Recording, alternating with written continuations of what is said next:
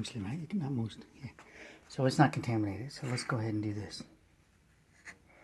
Not going to weigh it. I'm just going to dump that there. Going to dump this one here. That's got water on it.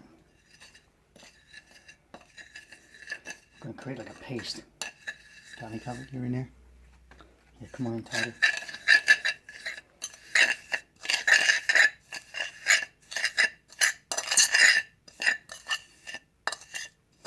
There's very limited water here.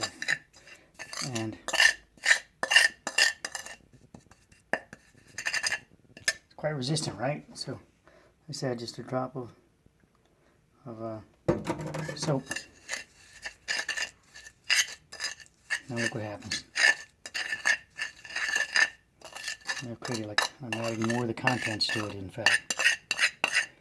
And I've got a super, your own super pea, if you will. It'll help you.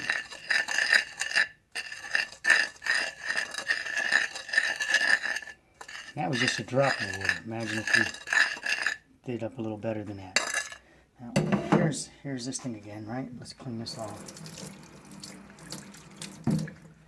Start with no contamination, if we will. Okay, I'm gonna put a teaspoon of water on that one. Got me down here? Okay, so the water content is whatever it is. You know, whatever you decide, you try to increase the flow, the extra water to get your slurry going. Now, that's pretty runny. So that would be one form to break it up, and then you've got a different slurry. Now, of course, as more aggregate gets added to it, to your same slurry, to your same water content,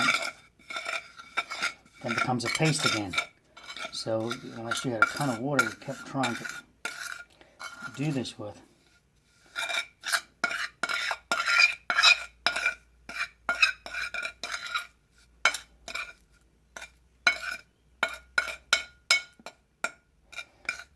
it's quite moldable. Moldable, see, now we've got this guy over here. You see, it's not. See the viscosity of it? Come to 42. All right. So now there's this heavy paste. We're gonna add a drop of water, soap to it. Oop, wasn't much. And we're going to fold it over on itself.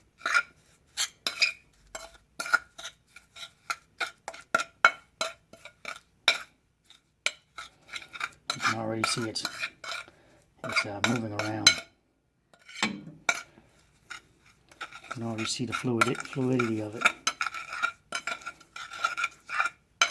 Now let's do this. You can see it's flowing now. I didn't add more water. Notice that. I did not add more water. I just added that soap. Is that showing well? End of that video.